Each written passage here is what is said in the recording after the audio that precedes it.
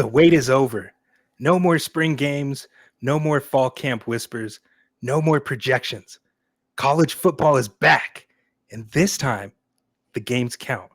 And you already know what time it is. Welcome to the Devy Dojo. I'm the Sensei, here with my guy as always, Chris, aka the Shifu. Look, if you've been enjoying the show, make sure to subscribe on YouTube or follow us on your favorite podcast app. It helps us grow and helps keep you locked in for every single session. Today, look, we've got another banger on. We're kicking things off with a couple of sleepers maybe you'll want to keep on your radar before the season gets rolling. Then we're diving straight into week 0 with the full preview of Farmageddon, Kansas State versus Iowa State, and breaking down the most Devy-relevant players who will take the field. Real games, real stakes, real football. The road to the playoffs starts tonight. So without further ado, Shifu, I kick it to you. Hello and welcome back. Just like football. Football is back, baby. We are officially in week 0, and I love it. I love that there's a week 0. I love that I can say it's week 0. My wife's like, what the hell are you talking about? I'm like, don't worry. It's real football. It counts. This isn't any more of that preseason stuff. This is week 0, baby. We're in Ireland. We got our corn-fed boys from the heartlands across the pond. Listen, we celebrate week 0, right? Like, it's a happy time because we get football back. Like real football, not talking about it, not projecting, not talking about what could happen. Now we get to watch actual football being played, and we get to talk about that. And I'm just so happy, man. You see the smile on my face. Look how happy I am. Chris, we've been waiting for this. We've been waiting for this for a long time. Your Bo Nix baseball jersey on there. Love it. Listen, I don't know if you're talking trash. You never I'm going to take the compliment. I'm going to take the compliment. Thank you, Chris. Part of my beauty is that you never know if I'm trolling or not. We keep Chev on his toes that way. Right. Everything I say could be a troll or it could be a genuine compliment. So yeah, we got a nice Farmageddon breakdown preview, diving deep into the offenses on the game coming up. And you had mentioned in the intro that there were some sleepers that we wanted to discuss first. Who did you got? Well, man, the first one, I got to shout out my guy, Matty Ice, for putting me on to this guy. This is none other than South Carolina Gamecock wide receiver, freshman, Donovan Murph. Now, look, the first thing that you notice about Donovan Murph is going to be the frame. He's listed at 6'2" at just 17 years old, and he carries himself like a receiver who's already been through an SEC offseason program. He's got long arms, a clean stride, and just a natural calm in his movements. He looks the part before he even takes a rep. And I think that's why South Carolina didn't wait. They pushed him from the 2026 cycle into the 2025 cycle. So he's one of those young kids who should be a senior in high school right now who reclassified to play early. Look, before Ryan Williams stepped into the scene last year, there were a lot of Devy analysts out there who would have said, stay away from those guys that are reclassified, playing early. They're not old enough. It's just not historically, there isn't enough data to suggest that they would hit. Well, Ryan Williams kind of destroyed that. So now I'm out here looking at this guy and I'm looking on the field. Donovan Murph shows the traits that get these offensive coordinators grinning. He's what I call, Chris, a rebounder in cleats. He's using that length, the timing, and the body control to make these jump balls feel like layups. And look, his high school stat lines back it up. I'm looking right here in my notes, and it says he had nearly 2,500 yards and 29 touchdowns in 2 seasons. That's production that's rooted in that raw athleticism. So he's polished for his age. He understands how to stem his routes, how to leverage a corner's hips, and how to track the ball in stride. So watching him on these vertical concepts is like watching a center fielder run under a fly ball, right? He's calm, natural, inevitable. I love it, dude. We talked before about these multi-sport athletes, and so you could just see that all over his high school tape. But the SEC isn't high school. We talk about that all the time. And that's where the projection gets a little more difficult, right? Press corners, they're going to test his patience. Safeties will look to rattle him across the middle. And his frame, it still has muscle to add before he's bullying grown men week after week. I think as a freshman, he's coming in with like that prototypical size that you look for. But at this stage, at 17 years old, he's still got some more growing to do is my point here. Let's see. I'm looking. He's got the artistry and his route tempo is what I really liked. The ability to manipulate defenders with pacing. So he's got that little bit of route nuance already. Now, look, some people in my circle, again, Matty Ice, love you, man. His comp for him was Calvin Ridley. Right. I don't know how I feel about that. I think the comparison oversells Murph's suddenness because Ridley, he's got that twitch, the burst, separation in tight spaces. But I think Donovan Murph is a little something different. I would say he's more like a long strider with who could hit that vertical dominance. He's not a big time separator like the what is that word I use that time? The jitterbug separator. Jitterbug, yeah. I think that's why the cleaner comp and the one that's closer to home would be Alshon Jeffrey, which funny enough is also Donovan Murph's cousin. I don't know if you knew that.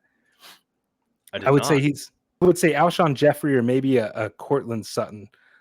I think because like those two, Murph, he's going to win with size, ball skills, and the ability to box out defenders at the catch point. He's going to stretch those defenses vertically. He's going to force safeties to respect his boundary presence. And look, South Carolina's room right now, like their wide receiver room, why it's so tantalizing to me is because it's loaded with young talent, but a lot of them are unproven. I think right now Nick Harbor would be probably the primary guy. For sure. And then it's open. So I mean, they got 7 freshman wide receivers on the roster. And I think I was looking at 247 today and they said they project 5 of them to be traveling with the team on game days. So I mean, he's got an opportunity, and that's why I really wanted to talk about him. I haven't seen very many Devy analysts out there talking about this guy. And look, he's just a lot of fun to watch. Yeah, and I haven't done too much work on him. I haven't done any film scouting or anything yet, but he's a guy that you put me onto, and you pretty much summed it up. I mean, definitely a guy to be a little bit excited about, and we love when these guys are flying under the radar, especially in Devy circles, because that's how you get an edge, right? So yes, good sleeper pick for sure, and I love when somebody's got the Alshon Jeffrey bloodline. He played at South Carolina too, right? Feels like a million years ago. Yeah, it was so long ago. I believe so. Pretty sure he did. I'd have to check. Yeah. I'm pretty sure he did too. We'll say yes. Obviously, I love Lenoris. So, if there's an opportunity for him, maybe he comes out this year, maybe he doesn't. But if Murph can continue to grow with him and kind of fit into those spaces and be wide open for him, we love that. We're going to need that. If we want Lenoris Sellers to take that jump like we all want, somebody's got to step up in that wide receiver room. Absolutely. Why can't it be Donovan Murph? I agree. And along those lines, it's not going to shock anybody, but one of my sleepers is a guy who I briefly mentioned in our fall camp recap. That is Koby Howard from Penn State. Ooh. So he's a freshman wide receiver. We know the history of freshman wide receiver, or of just wide receivers in general at Penn State. It hasn't been great recently. There's a lot of reasons to downplay that room. It's the polar opposite of the Ohio State wide receiver room, right? So I like this kid because he's been having a pretty good fall camp and he's getting a lot of hype from the coaches. So he was a track athlete as well. He projects to be more like an inside guy, a slot receiver in both college and the NFL if he ever makes it that far. As we know, Trevor Pena has transferred from Syracuse. So that's likely his job. So that's a good thing and a bad thing, right? Because when you're looking at guys like Koby Howard, you want them to have opportunity young, but you also want them to be able to learn from somebody who is a vet. And Pena's been around. He's what, a 5th-year senior, I think. He's been playing football for a long time. So if he can give him some of that coaching nuance, as a fellow wide receiver in the room, pass on some of his knowledge to him, this will be a good opportunity for him to kind of sit back and say, okay, this is how it's done. And then maybe next year he's got an opportunity to shine. I'm sure there's going to be a chance for him to see the field this year just because of the lack of depth at the wide receiver room, but I wouldn't be shocked if they only throw him out there early and then let him redshirt and then, move on into next season as the presumed starter in the slot. But like I said, me, I love my intangibles. He's been getting tons and tons of praise from the coaching staff all fall camp. Just one of those guys that you can ask anything of him and he's going to do it and he's going to push harder and harder every day. And I love that mentality. I don't want the guy showing up thinking that he's all that and that he's, just give me the ball because I'm the guy, the traditional diva wide receiver, especially from a slot guy. I want a guy who's going to go in there and really focus on, carving out routes and getting that nuance in his game that's going to provide a little bit more opportunity to get open for his quarterback. So he could potentially be a part of the Penn State future as a pass catcher there after this season when they win the national title with all these vets that they brought back. Yeah, man, I like that. I think it's underrated how important it is to have a veteran presence in the locker room. Talking about Pena there, like I think he's actually a 6th-year senior, but having somebody like that is invaluable to a team that already is very experienced, I would say, but not necessarily in the wide receiver room. So adding that element and that it's just going to be great. I'm excited for you guys, man. I really am. I mean, at the end of the day, obviously I'm going to pray on your downfall during game days, but Of overall, course, yeah. yeah, But the overall, I football am fan excited. in you, yeah, it's fun to Yes. watch good teams be good, and hopefully they can do it and stop falling short when it really, really counts. Yeah, I'm excited about Howard though, man. I think just all the buzz. I mean, just search his name on Twitter. Look up some articles written about him. He's made some of the best plays in camp. So when we're talking about deep sleepers, he's a good guy that you can acquire relatively cheap right now. I think he was only a 3-star prospect on a lot of the ranking system. Rivals had him as a 4, but he's right on that 3-4 cusp. So he's a little bit underrated, but naturally there's going to be a lot of vacated targets at Penn State next year. So he should have an opportunity to move up the ranks a little bit and be on everybody's radar. And he's obviously on my radar. So Yes, I sir. like that. I got another one. I got another deeper sleeper. And I say that because we ran so many mocks right now in the Discord, man. We've been running we're almost finished with the 10 rounder that kind of has all of us in a blender these last few rounds. But yeah, the slowest 10-round mock of all time. Yeah, We're man. just dragging on right now. Dragging. But I mean, look, we got preseason week 0 coming up. It's a lot of real football. Like this isn't really the time. So I get it. But this guy right here, man, I found out about him and I'm getting excited, man. He's my type of running back. I'm talking about this 4-star in a crowded running back room there in Notre Dame. His name's Nolan James Jr. Now, when you pop on the tape, the first thing that strikes you is his density through contact. He's a nice 5'10", 215 pounds. Nolan James Jr., he's compact, just densely put together, low to the ground with a frame that's built for leverage. But I think, Chris, what separates him from like the average stocky runners is the way that he moves with that frame. Nolan James Jr., you're going to love this. I've used it before. He's a bulldozer with ballerina feet. Yeah, it's one of my favorites. I'm pretty proud of that one. But I say that because he's compact, low to the ground. He's still able to hammer through those arm tackles, yet reset and cut inside a phone booth without losing that rhythm. It's a kid who when you look at his high school production, he was carving up these New Jersey high schools. He rushed for nearly 2,000 yards and 19 touchdowns as a senior. But it wasn't just the ground and pound volume. What I liked about him is he's a former wide receiver, and that background really bleeds through in the way that he snatches the ball out of the air. I don't know if you were able to watch Notre Dame's spring blue and gold game at all, but just a couple highlights, yeah. Okay. I recorded it and watched it, and I went back and watched it because I was like, I didn't even notice this dude, but he had this really nice catch. So he caught 3 passes for 60 yards in the game. But what stuck out to me was this 37-yard catch where he snapped his hips upfield, and he just looked like a wideout in a tailback's body. And so that background really showed up. I don't think it was a fluke either. He logged over 1,100 receiving yards in high school, like I said. So that background really showed up. And I think the strength of his game, Chris, lives in the gray area, kind of like between chaos and control. He runs with what I call a hurricane balance. Violent collisions swirling around him, and his pads just stay square. He keeps his feet on their beat, and somehow he keeps pressing forward. He's decisive in the hole, sudden enough to slip through those tight spaces, but still slippery enough to make linebackers whiff when they come hunting for a big hit. So I'm really hyping this guy up. He doesn't have the long speed, right? That's kind of his knock, but he's quick enough. Like quick feet is his superpower. The way he's going to be able to come, contact balance. I love running backs with contact balance. But here's the thing.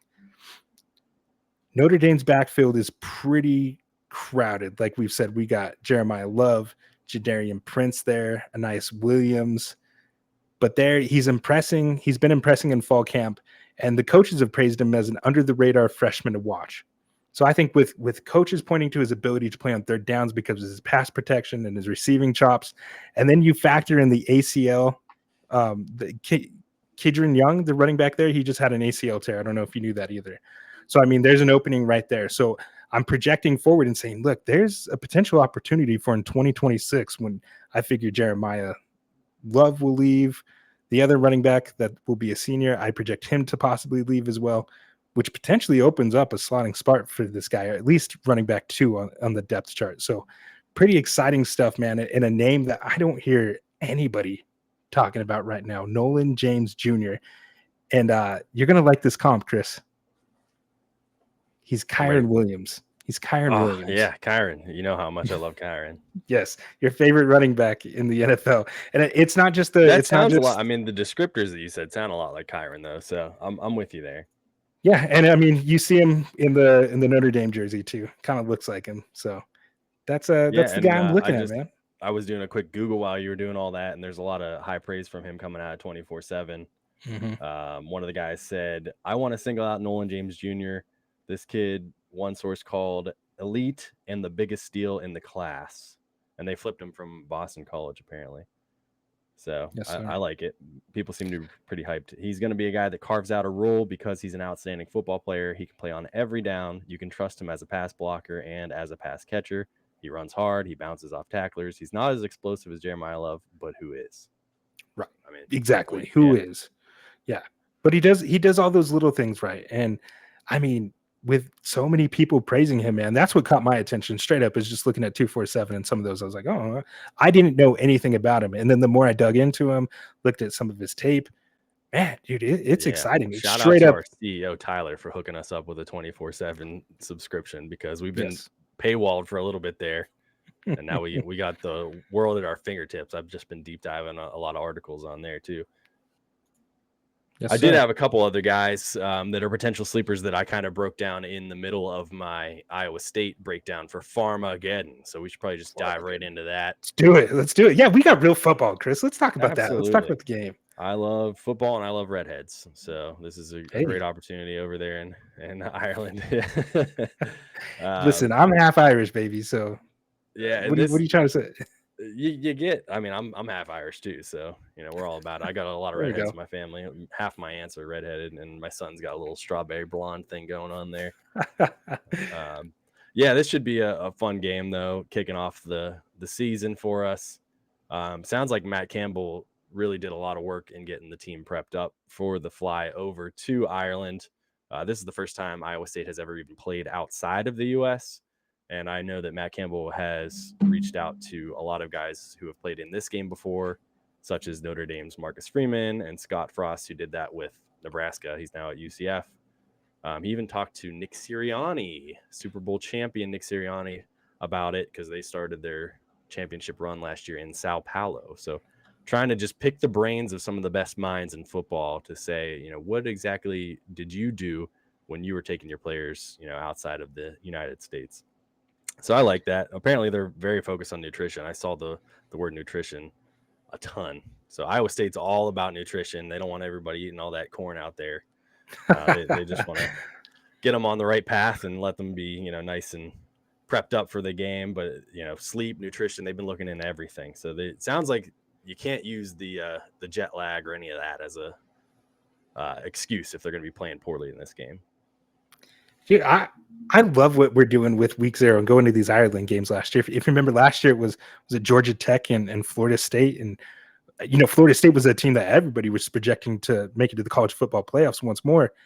And then Georgia Tech just came out and really dominated, and had that clutch victory, dude. It was so much fun last year. And the big thing about that game was that it was a conference game, right? You had 2 ACC rivals going at it. And now this year, same thing. Right off the rip, we get 2 ranked teams in the Big 12 playing against each other. And what I love about it is it has such big playoff implications down the road. We got Iowa State, who was in the Big 12 championship game just last year. And just last year, these 2 teams obviously played in Farmageddon. And I was talking to you before the show. I loved this game last year. I had so much fun watching it.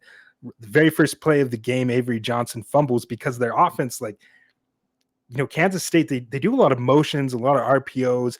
It's a lot on Avery Johnson at the line. He has to make a lot of decisions, post snap, all of that stuff. And with the ball in his hands, I think they were doing like some type of RPO motion action with Dylan Edwards there, and he just lost control of the ball. Iowa State picked it up, and then it was like a 15-yard toss to Jaden Higgins to really set the tone of the game.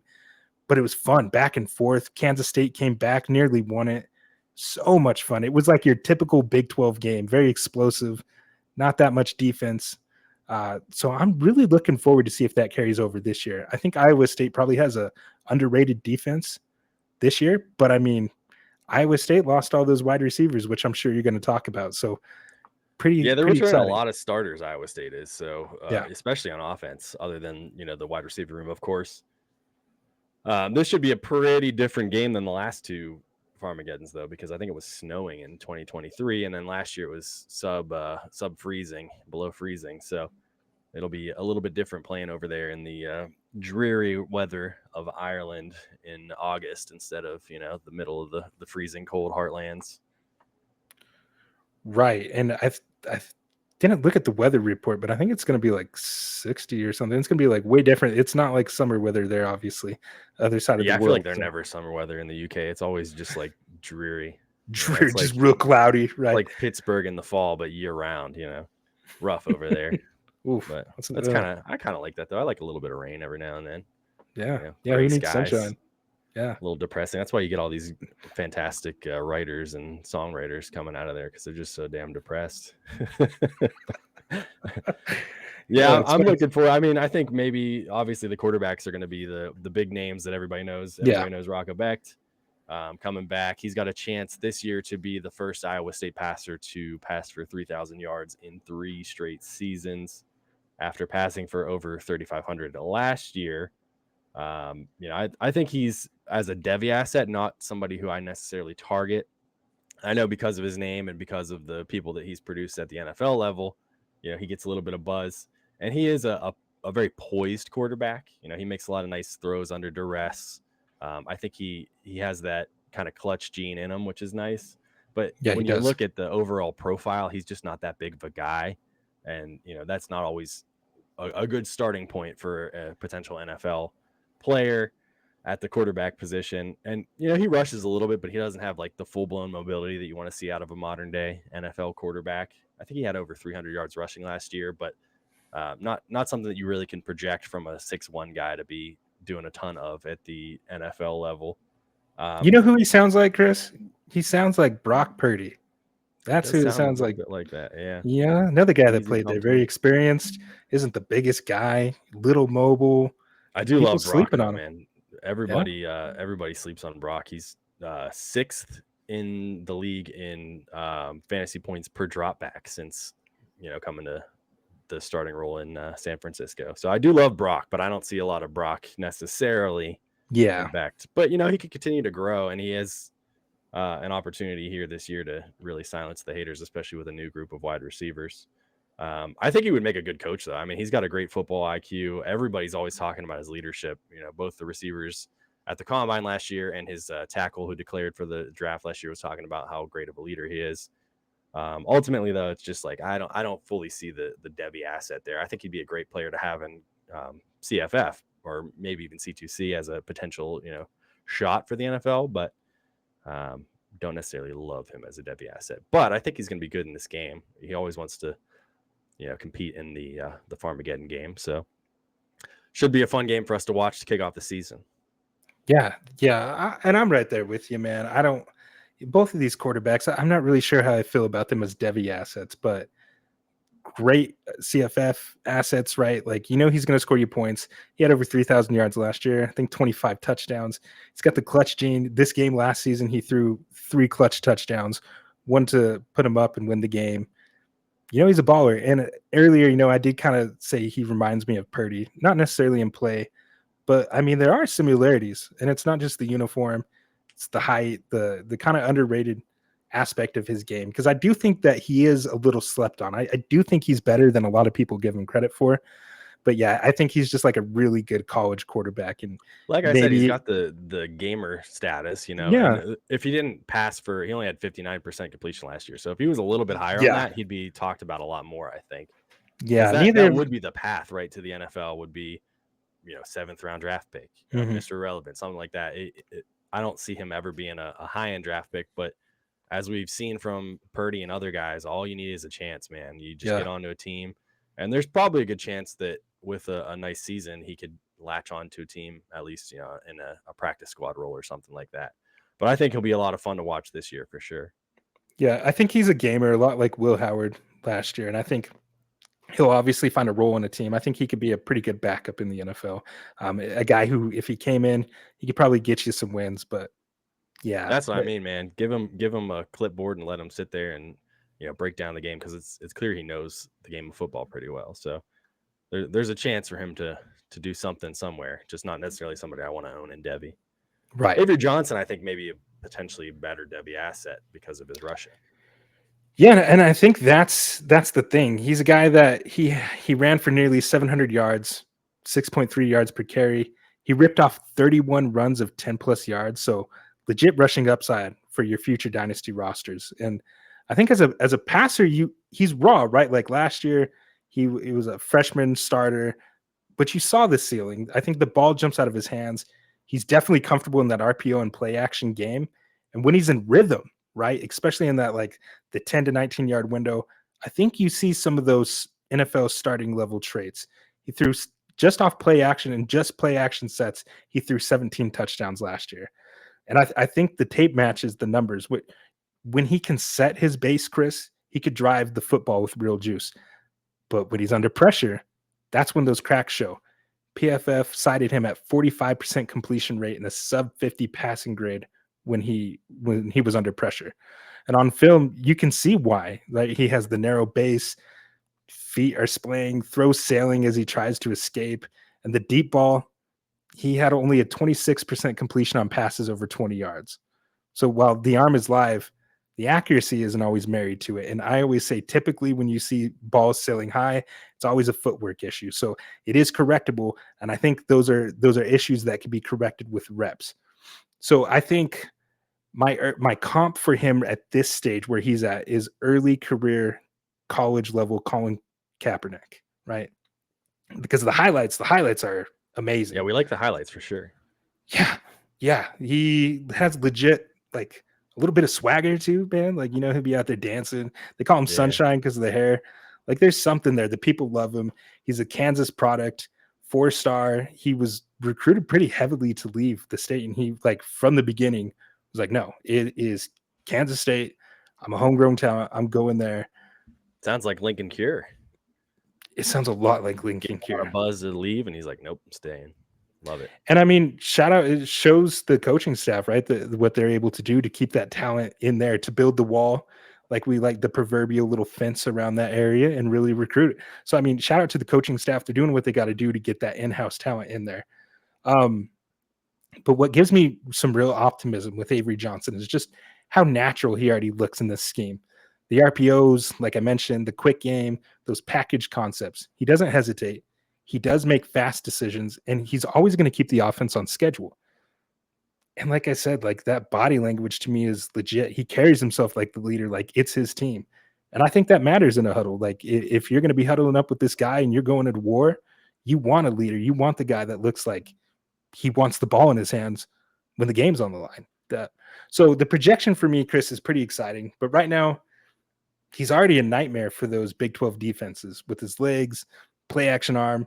But I think if he steadies against pressure and starts hitting those deep shots with more regularity and with more accuracy, then I think we're talking about him as more than just a fun college quarterback. And we're starting to talk about him as a potential NFL starter. So for Devy, he's pretty intriguing. His stock's on the rise, I think. For CFF, he's an amazing asset in CFS. Absolutely, he's the definition of a game winner, right? That weekly rushing floor that he gives you. So yeah, we love that. And obviously, you talked about the RPOs, but it takes a good level of football IQ to be able to run those at the quarterback position. So you got to be able to read the defense pretty well and know what you're doing. It's going to be a little bit different in college than it is at the NFL level, but that's always a good sign that you have a good grasp of the game and what's going on around you, and you have to know everything about your offense and a lot about the defense too. So that's always a good sign. It's definitely encouraging. Yeah. And let's see this year. I mean, last year the inexperience showed in this game. I think I mentioned it at the top here. Very first play of the game, Avery Johnson fumbled. It was little RPO concept. He was reading the DN and he just lost control of the football. He was like he didn't know whether to hand it off to Dylan Edwards or keep it, and obviously, just lost the ball, and it gave Iowa State points like that. And in a game that was so close like that, that was the difference.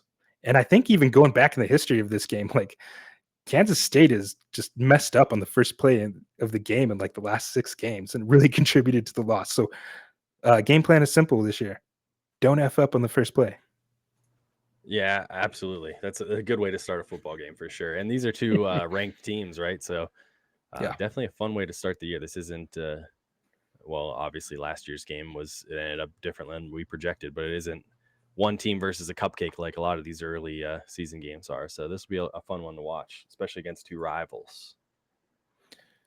Yeah, it seems like that's like the new standard for these week 0 games in Ireland. They're going to give you a conference matchup, one that has heavy implications on in the playoffs. And honestly, this whole going on to week 1 is kind of like that. Like for the big noon kickoff week 1, Ohio State versus Texas, that's AP polls number 1 and number 2 team right off the rip going against each other. I love that. And you gotta love it. You gotta lean into it, man. Football. Yeah, everybody wants to watch the good stuff. They don't want to, lean into it slowly. They want to just dive right in.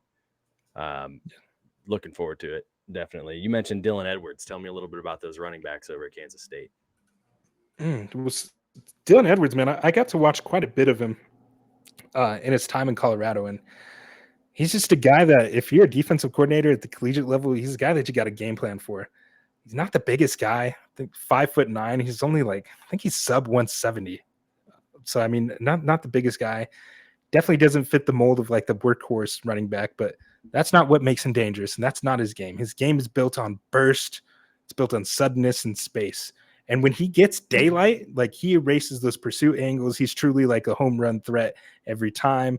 All those superlatives that you want to say. He's the lightning strike in Kansas State's toolbox. The guy who just changes the dynamic of a game. I think when I watch him, I think of another K-State running back in the same mold, and Darren Sproles, right? I think Dylan Edwards has that same ability to string together moves without ever slowing down, to slip through the creases where you don't even think a crease existed. In 2024, he averaged 7.5 yards per carry on 108 rushing attempts. He forced 20 missed tackles, and he had a 51% breakaway rate. So half the time he hit the second level. He was always a threat to go the distance. Awesome. So yeah, that's elite. That's elite explosiveness. But what impressed me the most on his film was just the growth that you saw, because early on he was all gas all the time. He would bounce everything to the outside, try to outrun everyone. But last year, I think you saw that patience, right? He would press the line, but he would let the blocks develop, then triggered that burst when the daylight really flashed. His best work came on runs off right tackle. According to PFF, he averaged 7.6 yards per carry, rushing off the right side. So that's that maturity showing up on tape, because they run a lot of those zone reads where he's pressing that line and he's going to cut up field. So love him. When you got a smaller body like that, you want to see that from your running back. Make sure that the blocks are there and you're not just running head on into a linebacker. Right. I mean, you're small, but use that to your advantage. I like running backs that are 5'9", 5'8".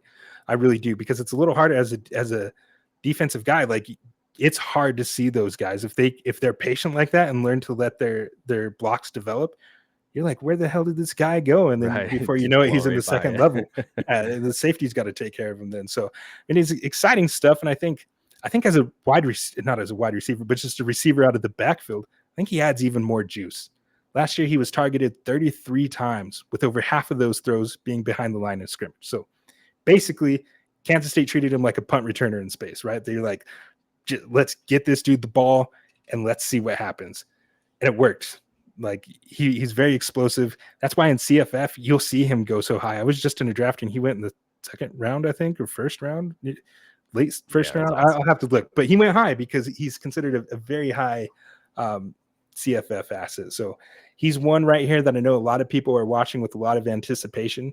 Is he going to break a big run? I think Iowa State, like I said, has a pretty good defense, but I think they are susceptible to a guy like him. So just exciting to see if he could put that together in this game. Yeah, and he had 196 yards and 3 touchdowns in their bowl game. So, I mean, he's off to a good last game, start if that carries over at all. And Jackson's their other running back, Joe Jackson. And it sounds like some of the beat writers are projecting him to get a decent share of the workload as well, as more of a thunder to the lightning of Edwards, a bit more of a innings eater, a guy who can carry a little bit more of the workload, so you're not giving it all to a 175-pound guy. Right. And exactly. You need those complementary pieces like that, because you want to keep him fresh and maintain that efficiency with a guy like Dylan Edwards, right? You don't want to give him 20 plus carries. Yeah, absolutely. So I don't know that he's a great Devy asset necessarily, but we'll probably see a lot of him, maybe not in this game, but throughout the season. And in the bowl game, he only had 7 carries, but he had over 49 yards. So yeah, pretty sweet. Yeah, super efficient.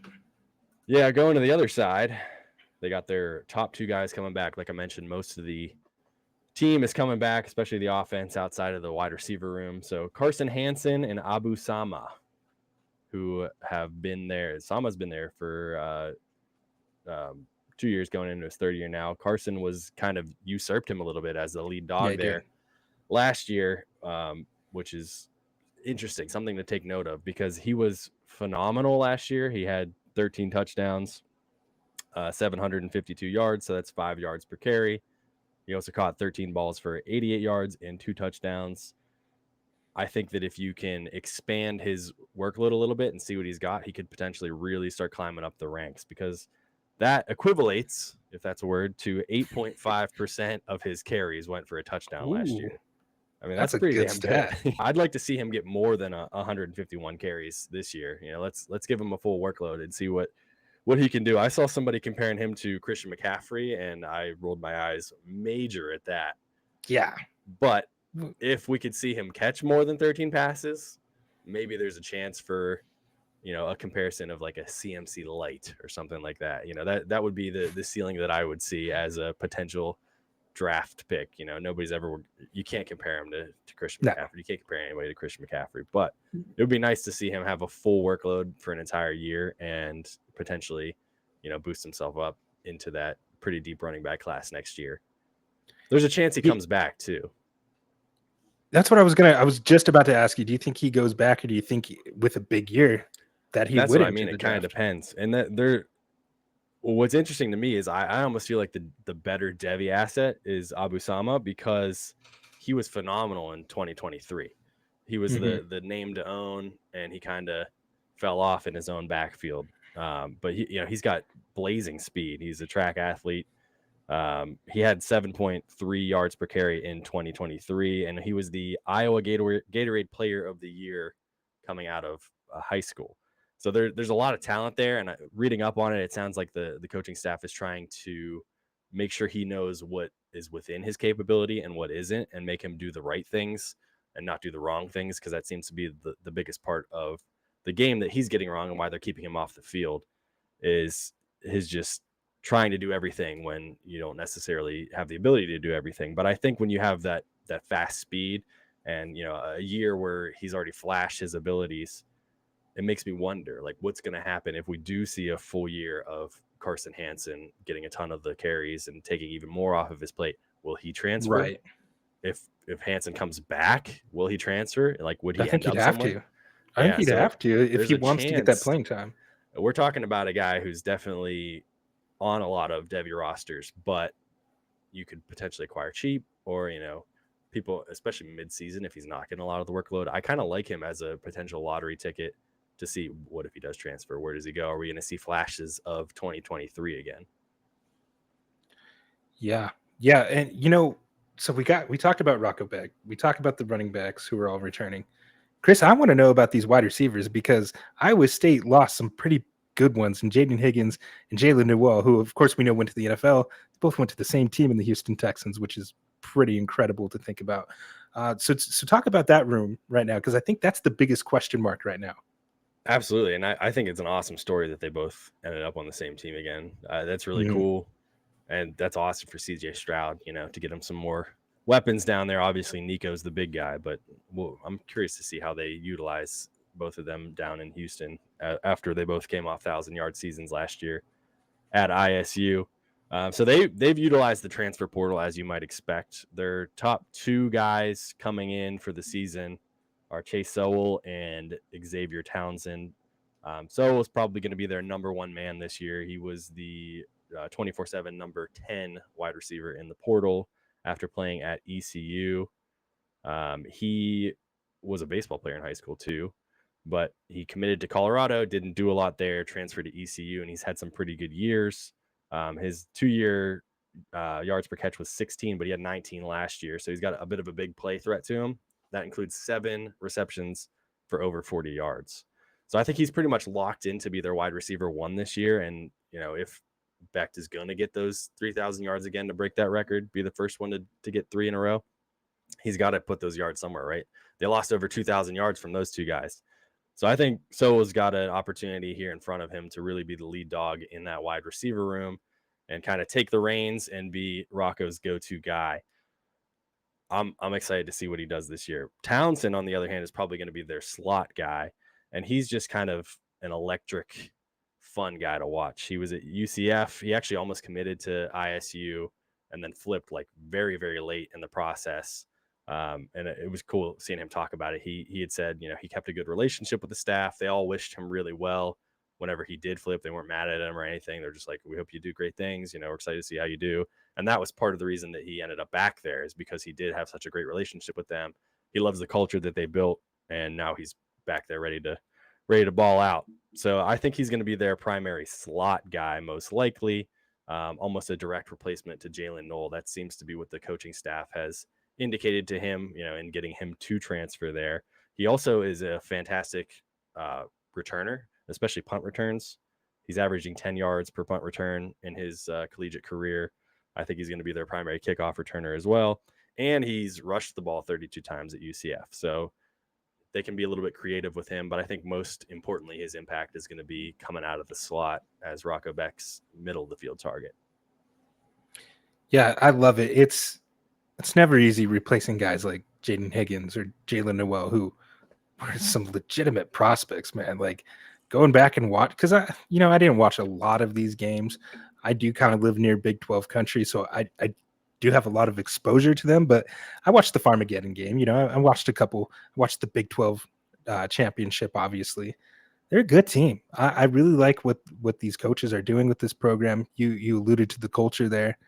Some fun guys, man, and the way they do use the transfer portal is how you should do it. Complement your weak pieces in order to continue to compete.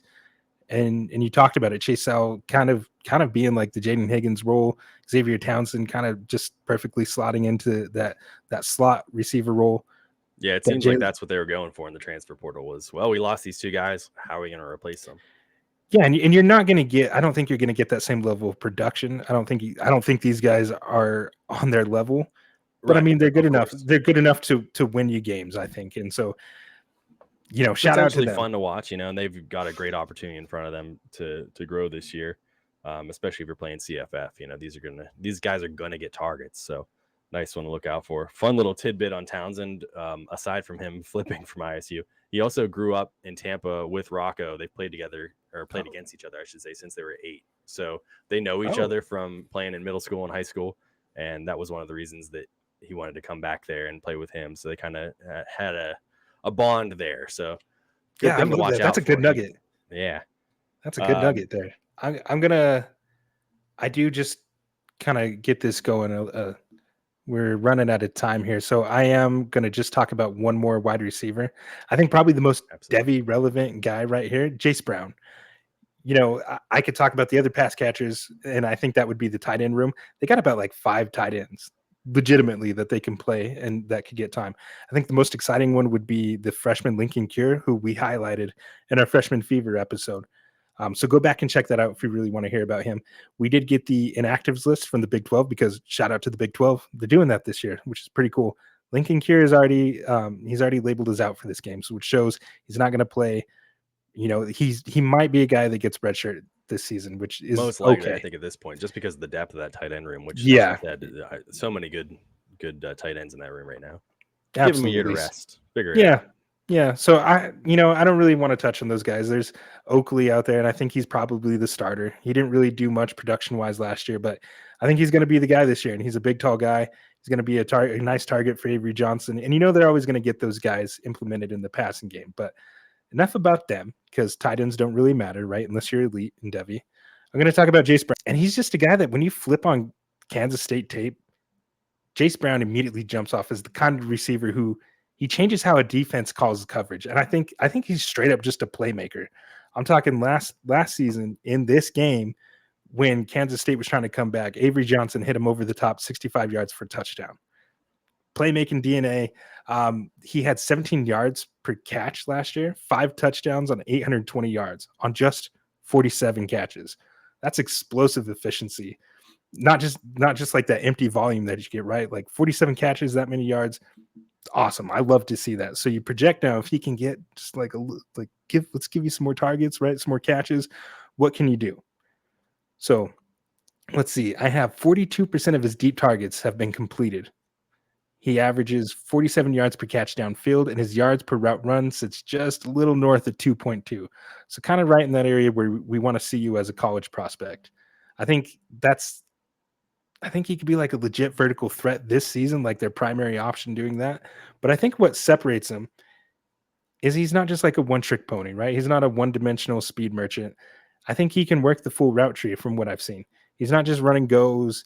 He's winning on those intermediate crossers, all that stuff. The question is, you got to see if Avery Johnson can develop as a passer to hit him in those stuff. Because, I mean, Jace Brown has already shown that he can beat press with that foot quickness off the line with his split releases that he has. He has a nice, real nice release package.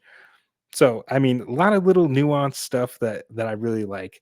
I think stylistically, he reminds me of like maybe a slightly lighter, little more raw Emmanuel Sanders. That quick hitting, kind of like a versatile wide receiver. He could work both the slot and the boundary. He can, of course, stretch the field vertically, like we said. I think if he continues to stay in the weight room, bulk up, I think maybe you start seeing slight shades of like a Tyler Lockett in the way that he can manipulate the defenders with his speed, pacing, and that tracking of the deep ball. So bottom line, Jace Brown, he isn't just productive, he's efficient. He's got that blend of deep ball production, slot versatility, explosive yak ability. It gives my guy Avery Johnson a legit true playmaker to lean on.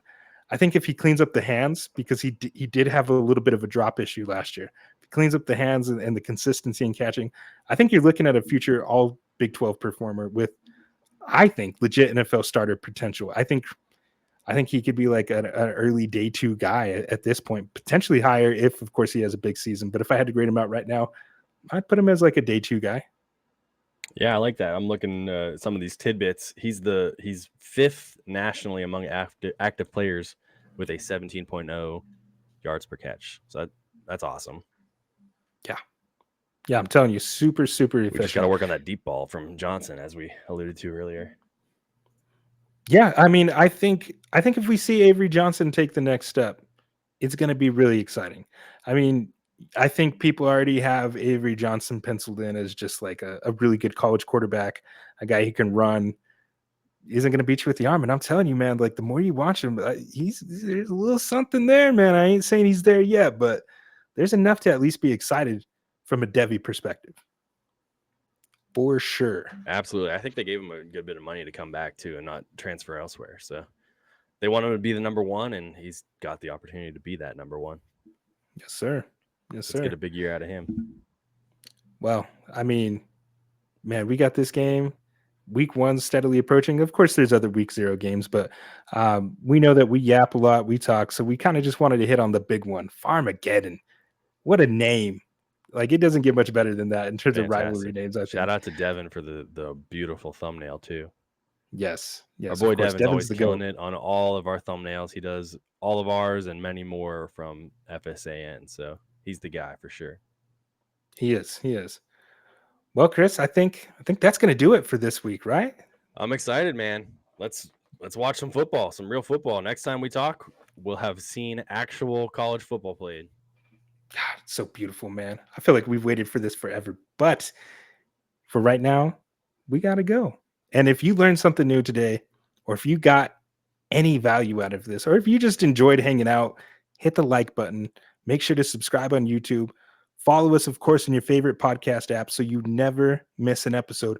Please don't forget, I'd be remiss if I did not mention this. The free Discord is the best way to connect with us. You can join in future mocks, talk ball with other fellow ball knowers. You can find the link, as always, pinned in the YouTube description, or you can head over to X.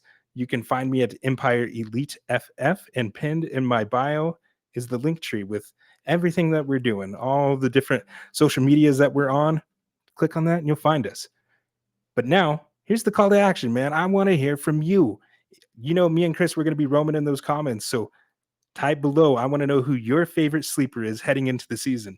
And how do you see Farmageddon shaking out in week 0? I think Kansas State right now is slightly favored, even though Iowa State has won the last, 5 matchups. So drop your thoughts in the comments or hop in the Discord and let's keep this conversation rolling.